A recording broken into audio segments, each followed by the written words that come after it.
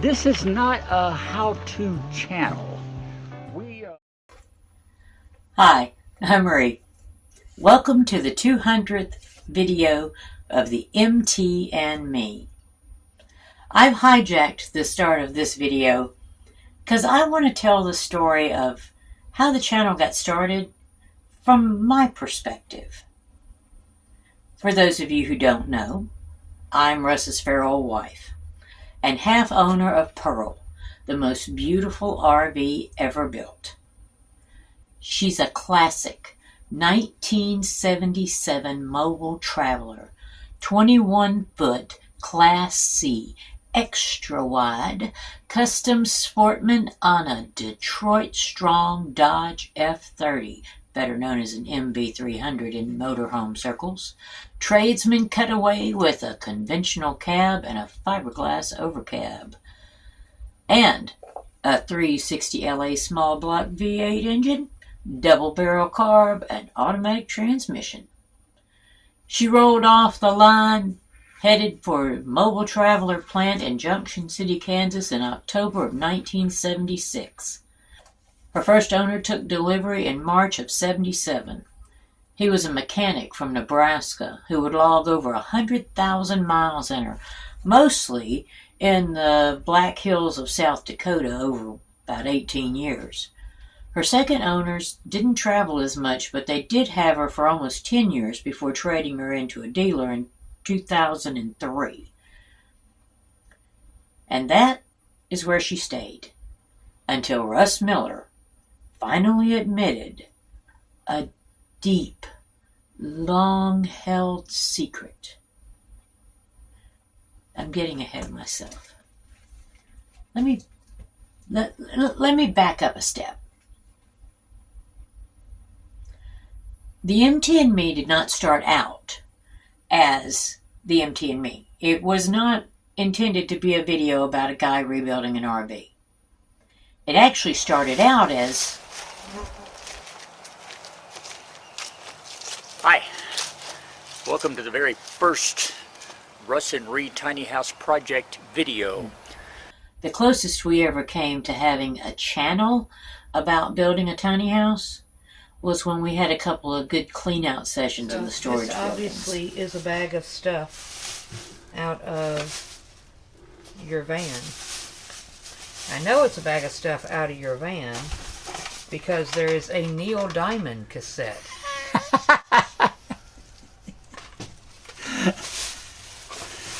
I like me some Neil. But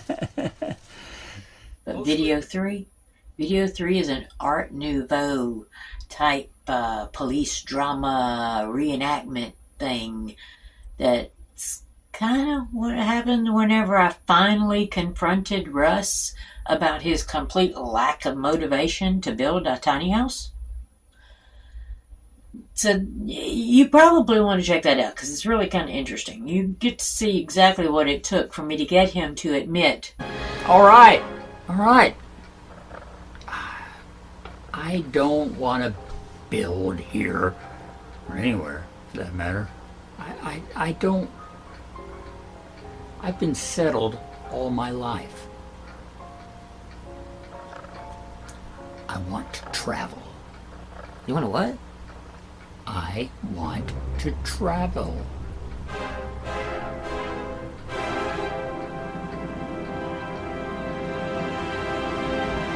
It took a year and a 1,400-mile round trip, but We don't think, we know we found what we want. We are proud to announce that our, new to us, 1977 Class C motorhome has now been bought and paid for.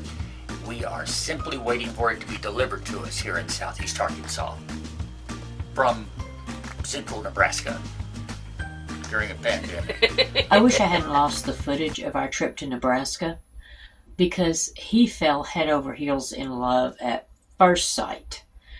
After that, there was no other option. It was Pearl or else.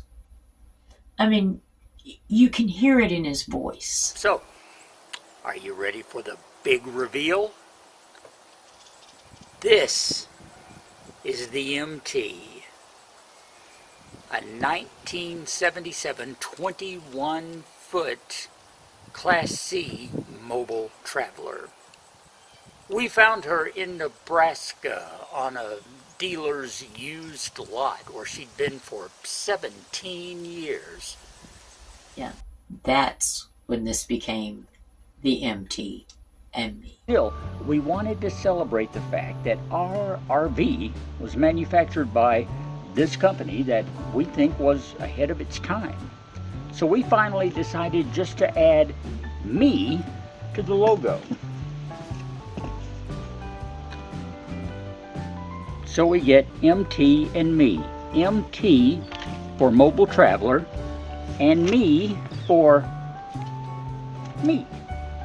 Now Rhea's here and she's going to be supporting me as she has for the last 30 years. She's going to be right along for every step. But these videos and this channel is all about this old MT and me. It's between the two of us. Rhea compared the MT to her childhood doll, Poor Pitiful Pearl, and the name stuck. Yeah, I called her Poor Pitiful Pearl because she definitely needs some help. And when the transport guys dug her out of the mud to bring her to us, they discovered that the rear wheel on the driver's side was locked up. So, Lynn Rowan, make getting her off the trailer really interesting.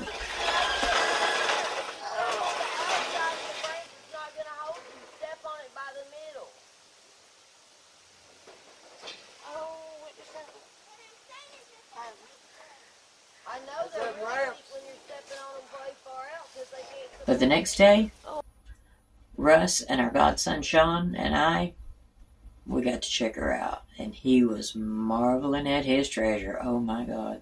Yeah, this, our locking gas cap is gone. When the keys for it, that's the inner hood. And then we have this All the glass is in this thing. Russ and Sean didn't waste any time in getting started on the clean out, including ripping out that old shag carpet and revealing all the rotten wood under the, in the overcab. That was pretty nasty.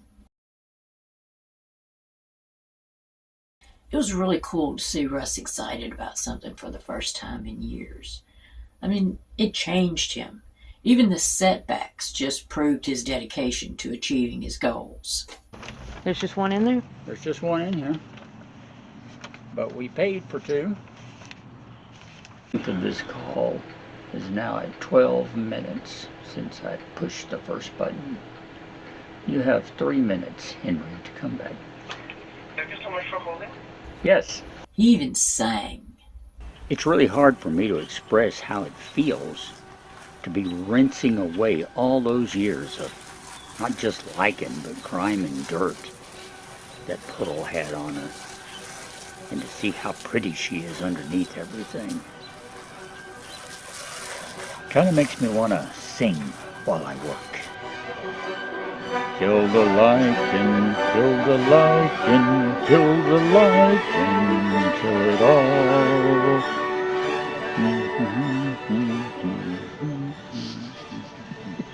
That first bath was a real transformation. But our family and friends still kept asking the same question. A lot of people have asked us, why did you buy this? I mean, Yes. it's kind of old.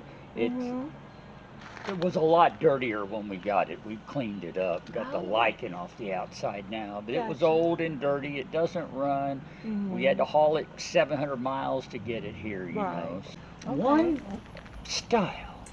It's got style. Look at this. If you want to know all the reasons why Russ chose that particular RV, why he loves Mobile Traveler so much, check out videos number 13 and 14. They go into a lot of detail and explain aerodynamics and all kinds of stuff. The rest of the first 30-ish videos focus on the disassembly of the interior. Note I didn't say ripping out. That's because Russ tried to take her apart in such a way that he could understand how she had been put together in the first place. Also, so he could salvage anything that we might be able to reuse. There's a couple of good reasons to go back and watch those early videos. One, you enjoy watching Russ in discovery mode. I think maybe I need to get under the RV and look and be sure I'm not tearing something up that I'll regret doing later before I go any further and take out any more bolts. And two, you have an MT of your own, and you're looking to find out how things were put together, how it was built, what, just information about the company and the assembly processes.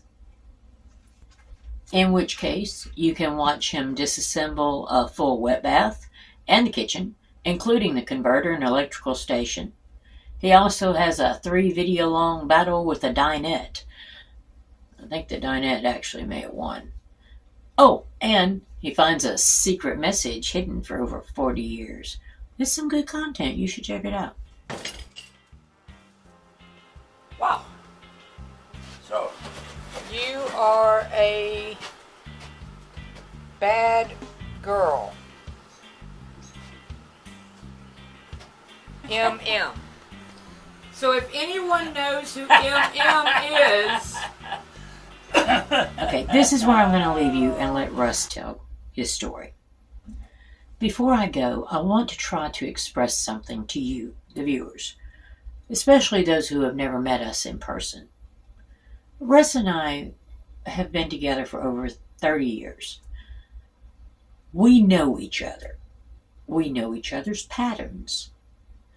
And I really was convinced from the beginning that he was only doing this to try to prove something to me. And I was wrong.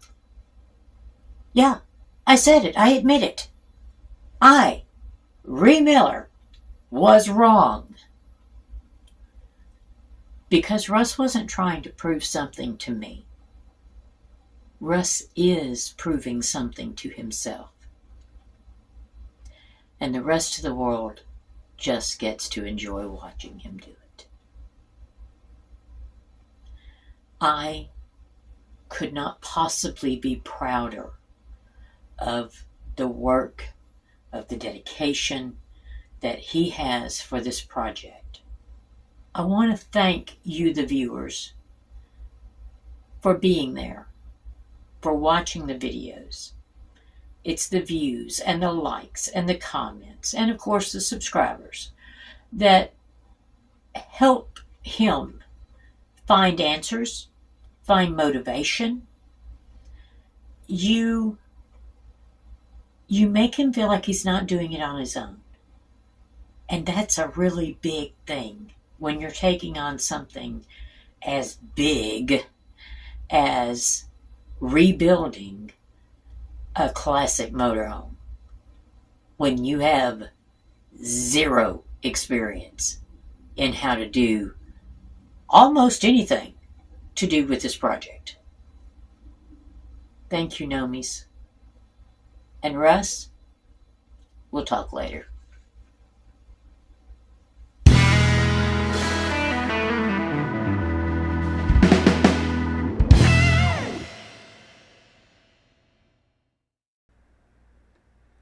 thank you, Ree, for your kind words and a wonderful intro to this very special video.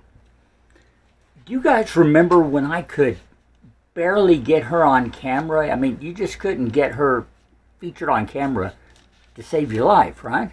Wasn't that long ago. She's come a long way, and I am so proud of her for doing so. I'm also proud of all of you for joining us here for the MT and me's very special 200th video celebration. Wow, 200 videos, 210 subscribers. You guys helped me exceed my goal on getting 200 for 200. Thank you so much for that.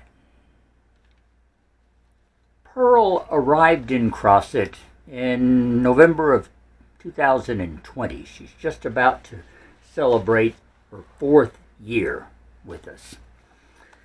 Now, in many ways, I feel like I haven't accomplished a whole lot in 4 years' time. But you got to remember, Pearl is not a full-time job for me. I still have a full-time job. I work 40 hours a week or more at my day job. Plus, this year, I picked up another vehicle that's demanding some of my mechanical attention as well, because it's my main get-around type car, my main riding vehicle, and I got to keep it running too. So sometimes Pearl has to take a back seat. And then there's other stuff. Life goes on, and here on this this vlog, I like to share the me part of the MT and me, as well as the MT part. You get it all when you watch the MT and me. For the rest of this video, I want to basically continue what we've been doing so far. Got you started with where the MT came from, why we bought her, how we got her here, things like that. I'm going to be focusing a little more on the structural and the mechanical work that's been done. I'm planning on doing this in blocks, so we'll cover all the engine work, and we'll cover all the ceiling work, and it might not necessarily be in chronological order, but it'll help you keep track of just how much we have accomplished in remodeling Pearl, or our continuing remodel of Pearl.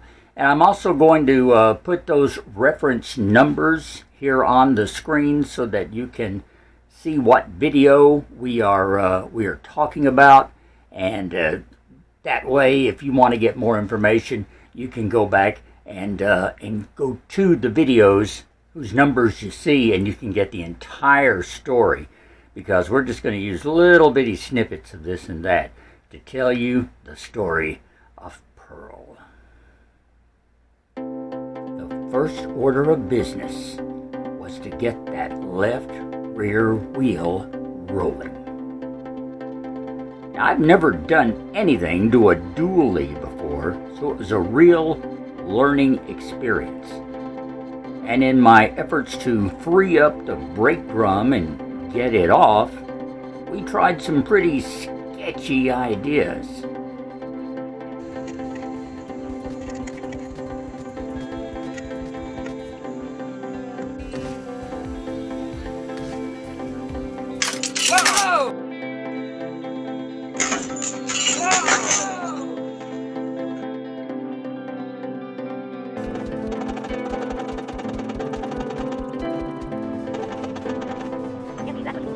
Finally, persistence and time paid off. And one day,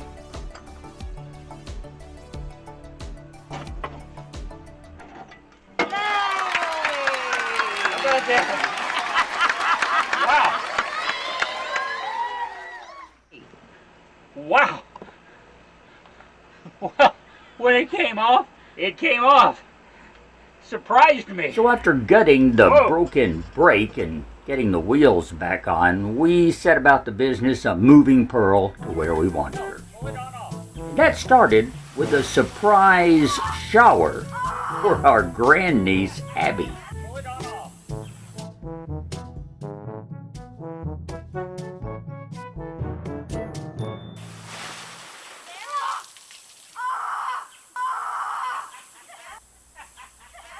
I gotta tell you, this young lady has been and still is my best helper.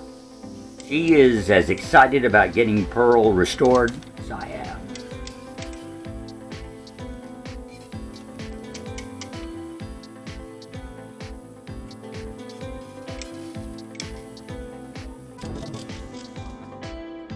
Anyway, with towing straps and some vehicle assistance, we finally get Pearl on the slab where we want her.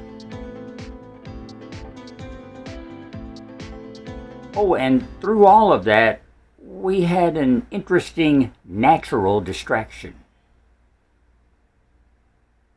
A mama box turtle was laying her eggs right next to the area we were working in. So we had to be very careful that we didn't disturb her or walk over her or anything like that. Eggs laid, she covered them up and crawled off, but to this day, we haven't found any baby turtles.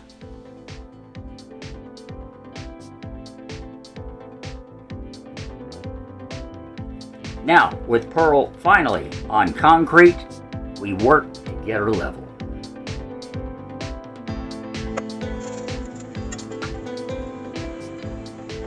And please tell me it's level. It is just damn level. Get close enough for military? Oh yeah. Next task is getting all of her windows out.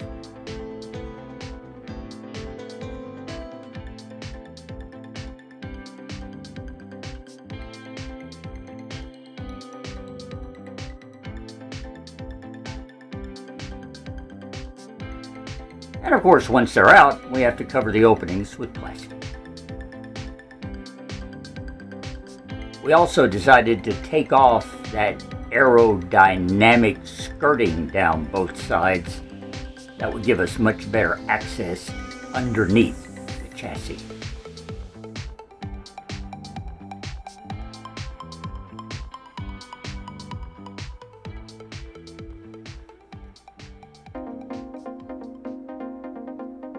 In our time working on Pearl, a lot of attention has been paid to her ceiling. We removed old insulation. We sealed the center seams with butyl tape to stop seepage and leaking. And of course, we took the air conditioner off the roof.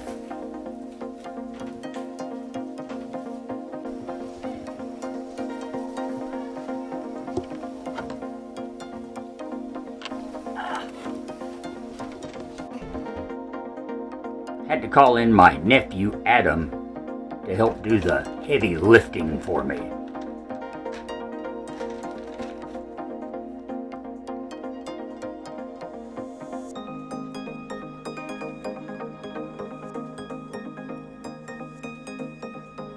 All that being done, we decided to put a protective coating on Pearl's steel framing all across the roof.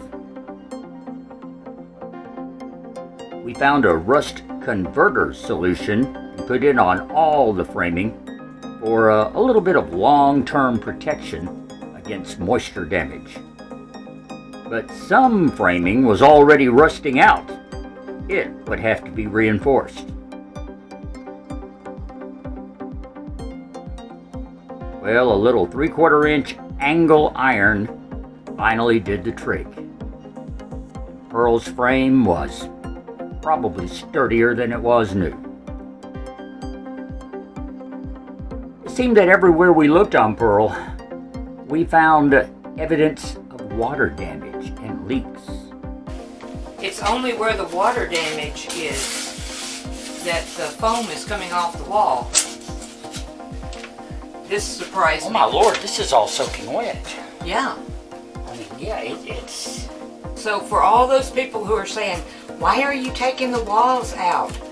That's why we're taking the walls out. Pearl's roof was sagging in several places, and that was causing water to pool up, only contributing to the leak problem.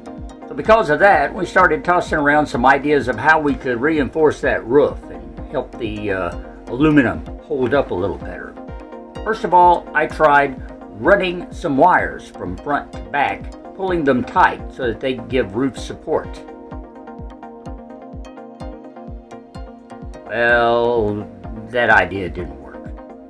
So, I decided to try putting thin sheets of plywood in order to support, kind of putting them between the frame and the roof itself to offer support.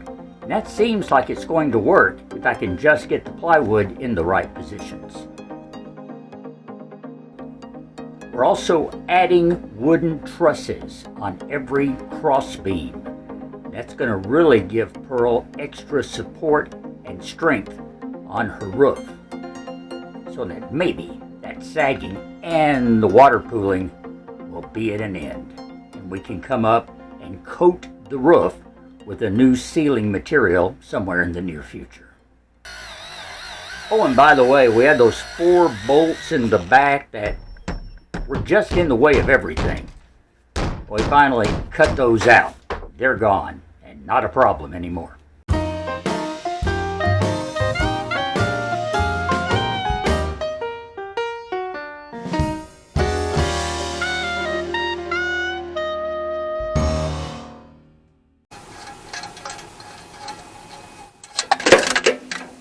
Well, Think that might have been what was holding it on?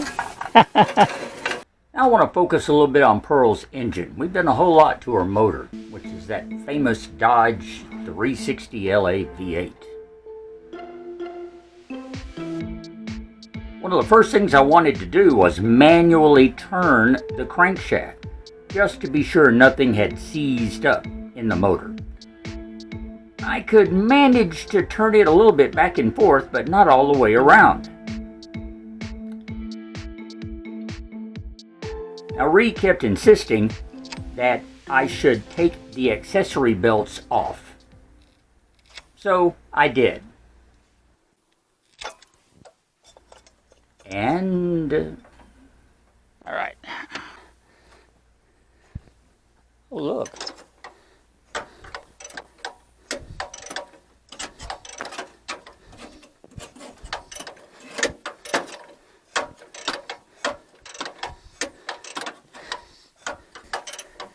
I'm not even gonna lie, I feel a little vindicated. You should. You should. If I'd have listened to you a week ago, we'd had those belts off of there. Always listen to the Ree.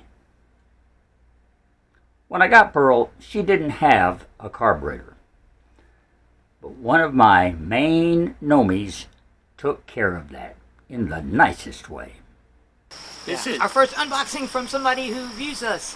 This is courtesy one of my main gnomes, Glenn, who decided we had enough coffee, so he didn't buy us a coffee. He bought us a carburetor. Yay! So, yay!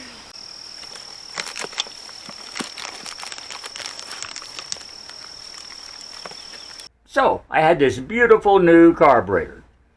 But of course, some problems were going to crop up with it. You got this wonderful book that you got for me. The catch is the service manual assumes that the reader has certain mechanical knowledge. Sorry. This is written for a serviceman who knows how to put a carburetor on and off, because it's just basic training, you know. Now, in your defense, I know for a fact you have changed out a carburetor before. I have, and I'd be a little more confident if I had one here to take off and put a new one on, but I've never taken one off of here. It was gone whenever I got this thing. So I'm just going to have to figure out the connections as we go. Anyway, one day, my neighbor Thomas from across the street brought his flexible inspection camera over, and we gave the engine a good checking. Down the cylinders, down the manifold, just looking at everything, and she looks real good. Pretty clean, as a matter of fact, inside. We also decided that we would dry fit that new shiny carburetor.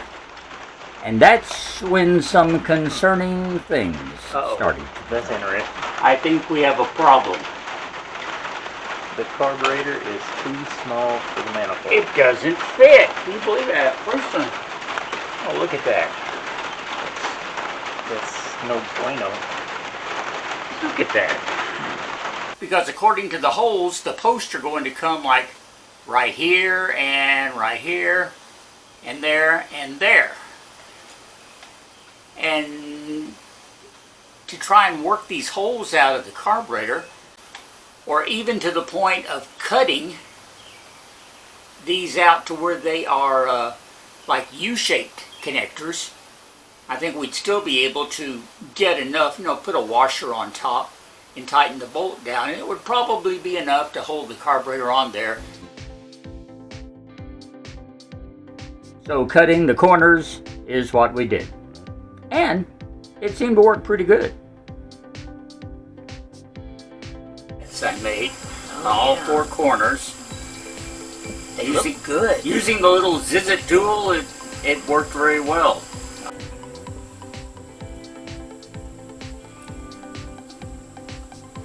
Finally got that carburetor in place. Got it tightened down on the top of the engine. Next, all I had to do was figure out where the vacuum hoses went.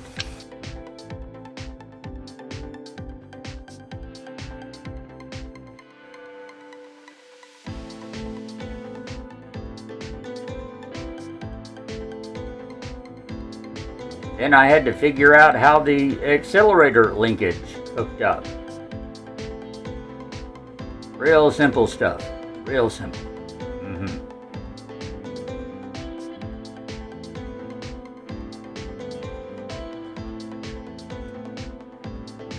So the carburetor is mounted, but it's not exactly working yet. That'll come later.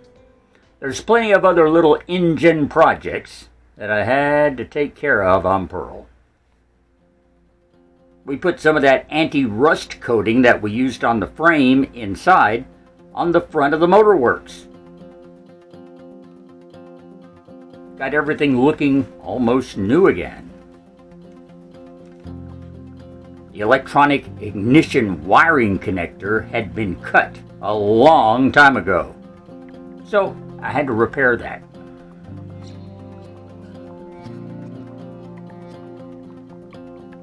Then I put on new battery cables. And my niece Geneva welded in a brand new battery tray for me.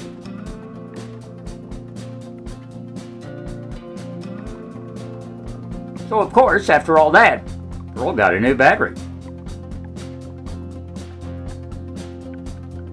She also got new headlights,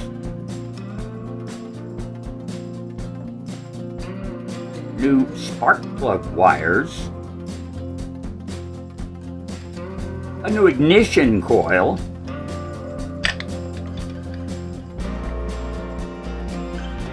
and a new voltage regulator, because the old one had really had a meltdown.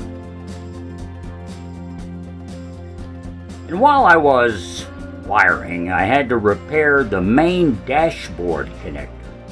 You see, whenever I pulled it off earlier, some of the pins came off with it, so I had to pull them out and solder them back in place on the board. And another major problem occurred, really major problem, whenever I went to change the engine oil. So I grab the dipstick and I pull, and the whole bloomin' assembly comes out. I spent weeks trying to get that broken stub out of the engine block. Finally, I found the right bit. Came right out. Look.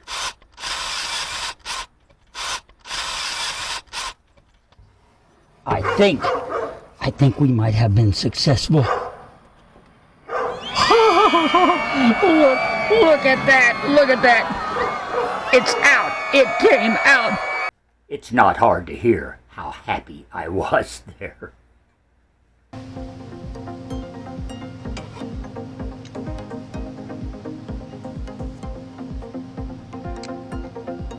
Let's see what this looks like.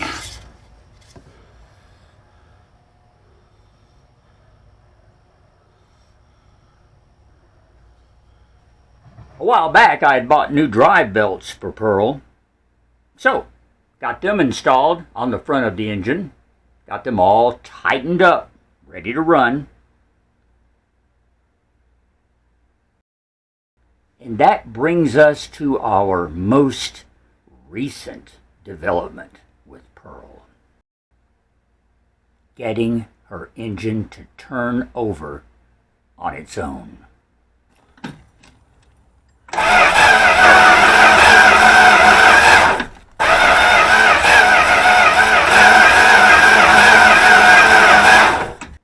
was a beautiful noise to me, knowing that the ignition system and the starter and everything worked. Now, of course, there's no fuel line hooked up. I don't really know if the firing system, spark plugs and all, works or not. But that can all be checked later. The point is, the ignition did turn over. Now, it created more problems. It let me know that I had made a mistake hooking up the alternator when I put it back on, and so I smoked a wire and hopefully have not damaged the alternator or any other parts. That's going to be the next project we tackle here on the MT and Me. But for now, that's 200 videos. 200. We've also got a few shorts too, a few extra videos in there. All of this is on YouTube. You've seen the reference numbers. You can go back and watch the entire videos. I would urge you to do so. Or maybe, hey, next time you get ready to binge, just go back to number 1, those tiny house videos. Start watching. So, now is where I thank you, my nomies, for helping me reach this point. When this project started, as Ree was telling you at the beginning of the video, we were doing the tiny house project, the tiny house video, and that more or less evolved into the MT and Me. I never dreamed that I would become a full-time YouTube creator. And actually, I think be rather successful at it. I've got over 200 subscribers. I've got some loyal people watching me. Oh, I don't have big numbers. I'm not one of these people making their living on YouTube. In fact, I have not made a penny on YouTube. I don't have the subscribers or the viewership to do it yet. Maybe someday. It'd be nice to get a little return, you know. But for now, no, I'm not making any money at this. I'm just doing it because I want to share what I do with you, because that's what it's all about. And like Reese said, I have found, I guess, a new purpose, a new meaning. I mean, I'm still a radio guy, and I don't necessarily want to give that up. But this is fun. I like this whole video element here, and the fact that I have total creative power to present something to you each and every week. So, I think I'll keep it up for a while. I hope you'll keep watching. Thank you, my nomies.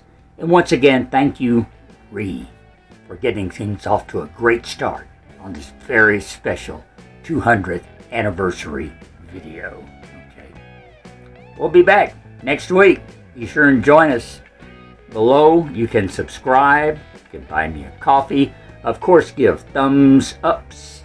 And check out the mtandme.com as well. You can follow us on Facebook to keep up with things going on. Okay. Hey, I love you guys. Thanks again. I'm Russ. And on behalf of Ree, we will talk later.